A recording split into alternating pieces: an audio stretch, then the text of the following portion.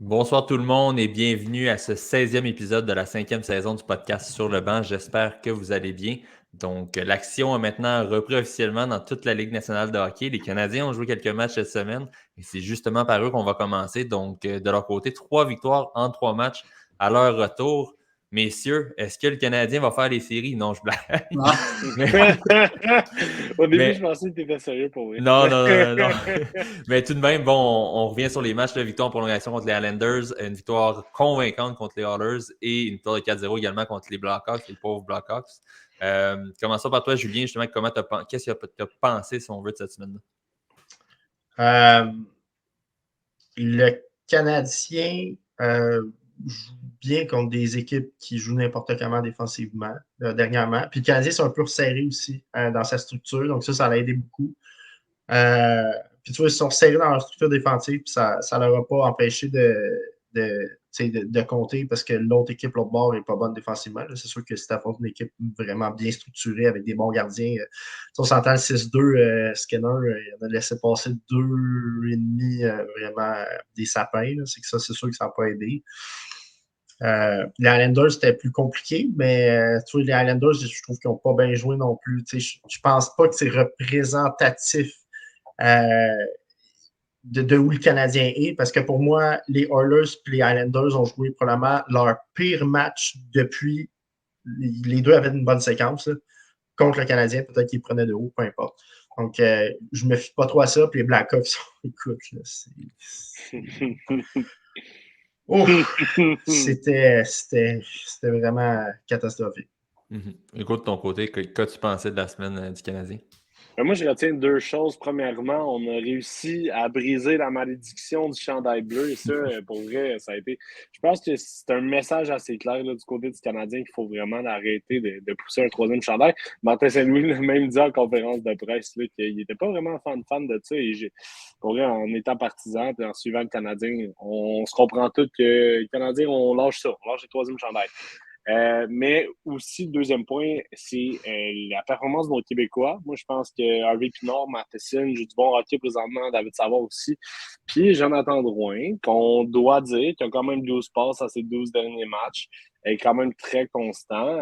Tu avais quand même de toute une déclaration hier là, en disant qu'il veut augmenter sa valeur ouvertement. On ne sait pas ce que ça veut dire, mais selon moi, là, Ça veut dire que là, il va commencer ouais, à mieux jouer, mais qu'il ne l'a pas fait pendant que 5 ans. C'est ça que moi, ça ça. m'indique. Ben, c'est ça. Moi aussi, j'allais un peu dans cette direction-là. Puis ça, c'est un peu dommage d'entendre ça là, du point de vue d'un partisan parce que justement, on a échangé un bon espoir contre ce gars-là. Puis cet espoir-là a maintenant 2 Coupes Stanley, juste sur le top 2 du Lightning.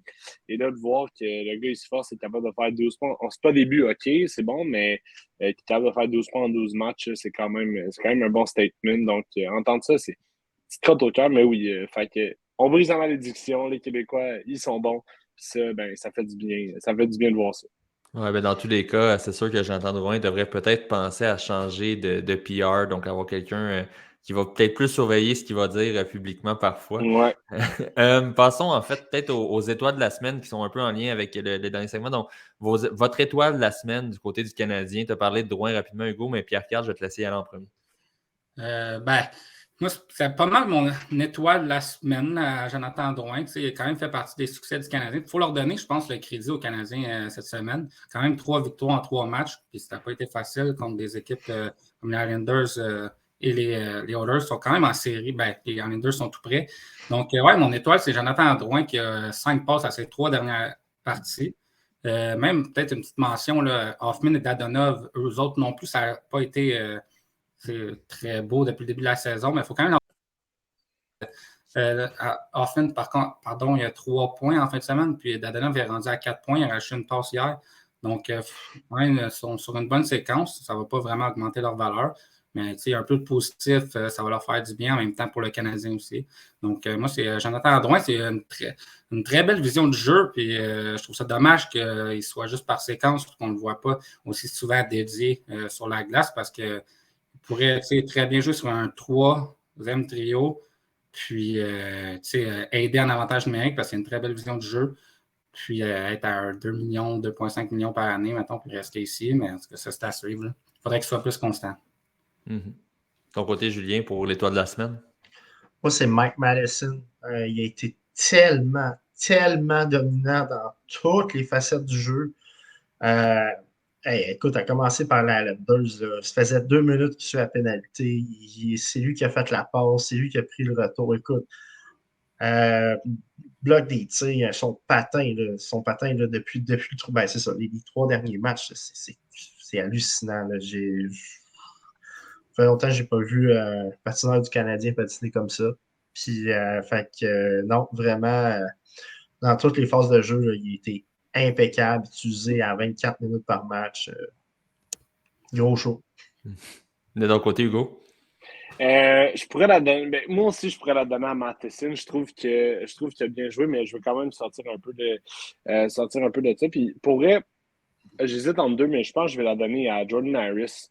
Jordan Harris qui, depuis la signature de son nouveau contrat, quand même, on sait que ce défenseur-là tarde à produire offensivement des bonnes qualités offensives. Je crois bien que c'est contre les Oilers qui a marqué 2 buts, donc ça fait du bien. Puis on voit vraiment que Jordan Harris commence là, à gagner confiance dans la LNH. Saint-Louis aussi parle en bien de lui, puis ça paraît. Donc, ouais, Jordan Harris, mais une mention spéciale à Justin Barron, qui joue du bon hockey en ce moment. De mon côté, je vais y aller avec un autre choix. Je vais aller avec Kirby Dach, qui a peut-être moins paru contre les Hawks, mais a continué de bien faire dans les 2 autres matchs. Bon, évidemment, on retient la passe qu'il a fait dans le match contre les Oilers en désavantage numérique, d'aller chercher la rondelle dans le coin, de déjouer 2 défenseurs des Oilers et de la remettre devant le filet. Non, je trouve vraiment intéressant à quel point on voit une évolution dans son jeu depuis le début de la saison. C'est vraiment incroyable. Puis, ce qui est le fun, c'est qu'on commence à voir le joueur que la direction est allée chercher puis avait comme idée qu'elle allait devenir.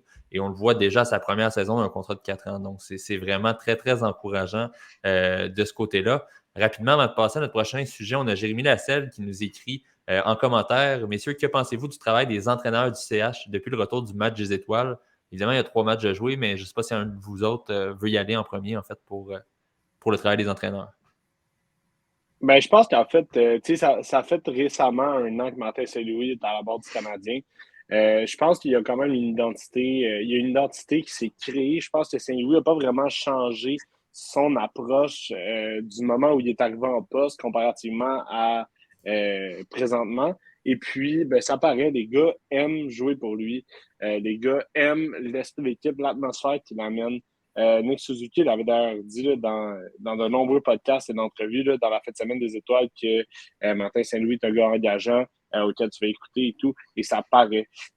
Au début de l'année, Stéphane Robida est arrivé, on n'était pas trop sûr de ce qui allait se passer de ce côté-là. Finalement, je pense qu'avec les outils offensifs que le Canadien a, qui sont quand même bons, je dirais, dans la première moitié de la Ligue, au niveau de marquer des buts, mais aussi créer des chances offensivement, je pense qu'on a exploité le power play d'une belle manière. Et puis, je pense que l'arme devient de plus en plus redoutable plus le temps avance à Montréal. Et ça, ben, c'est un peu grâce au travail des entraîneurs. On sait qu'Alex Burrows travaille fort là-dessus. Puis, on sait aussi que Stéphane Robida doit travailler avec un corps défensif qui est très jeune, qui doit apprendre, avec des défenseurs aussi qui bougent. Donc, non, ça fait du bien. Moi, je suis très satisfait du travail présentement avec des entraîneurs. Passons à notre dernier sujet, en fait, du segment CH. On veut parler un peu de la date limite de transaction qui approche, je ne veux pas à grands pas.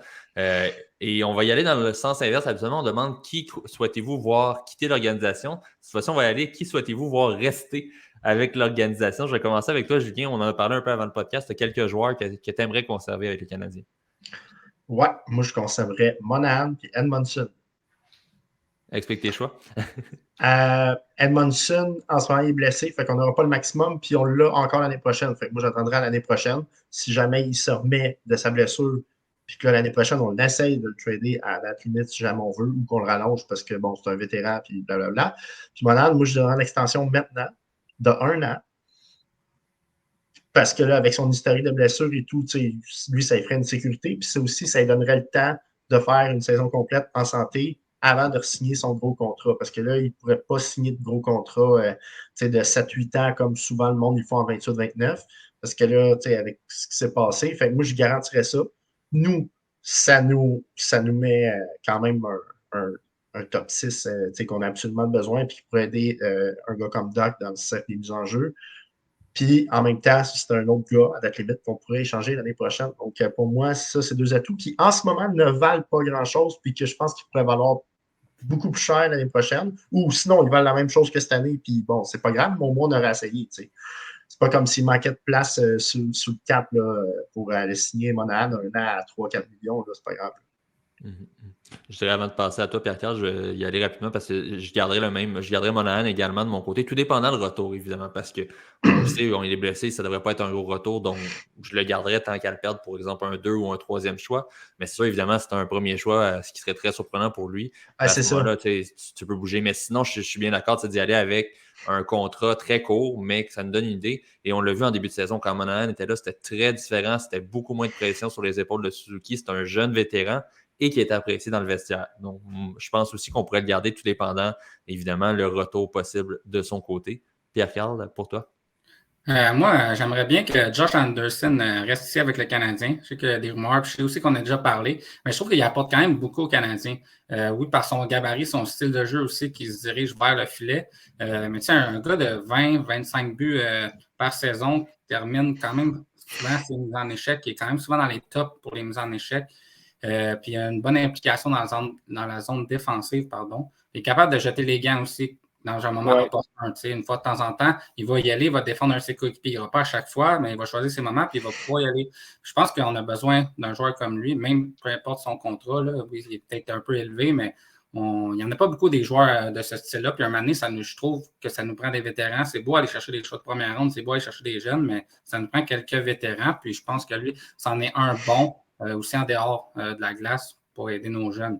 Puis, Sean Monahan, je suis d'accord avec vous autres. C'est sûr que c'est dur à prédire parce qu'on ne le voit pas beaucoup jouer, mais quand il a joué, il était très efficace. Donc, moi aussi, je le regarderai pour un an de plus. Là. C'est difficile de voir qui pourrait partir, en fait, là, parce qu'on a eu beaucoup de blessés. Puis là, tu regardes Hoffman, Dadonov, Drouin, ils n'ont pas non plus vraiment de valeur. Ça va être difficile, je pense. Oui, ça va être à suivre à date limite. Hugo, est-ce que toi, tu échanges Dadonov? C'est sûr que j'échange Dadonov, mais moi, je garderais Drouin, mais je lui dirais constamment qu'on l'échange. Comme ça, il va produire, il va augmenter sa valeur. Je cherchais t'aller où avec ça? Non, pour être plus sérieux, je pense que je vais vous surprendre, les gars, mais moi, je pense que je garderais Jake Allen. Jake Allen fait partie de plusieurs rumeurs. Je sais que le Canadien est un peu ambivalent à son sujet, voir si on va l'échanger, si on ne va pas l'échanger. Mais avec la passe de 8 matchs que Montembeault a joué en ligne, on a vu vraiment que lorsque Jake Allen est revenu de sa blessure, il voulait vraiment comme imprégner le rôle du mentor. Le rôle de. Il ne semblait pas vraiment dérangé du fait que Montembeault ait beaucoup de starts, soit constant. Puis ça, je pense que dans l'évolution de la carrière de Montembeault et de son jeu, ça peut être quand même assez important. C'est un bon duo, ils ont une bonne chimie là, déjà.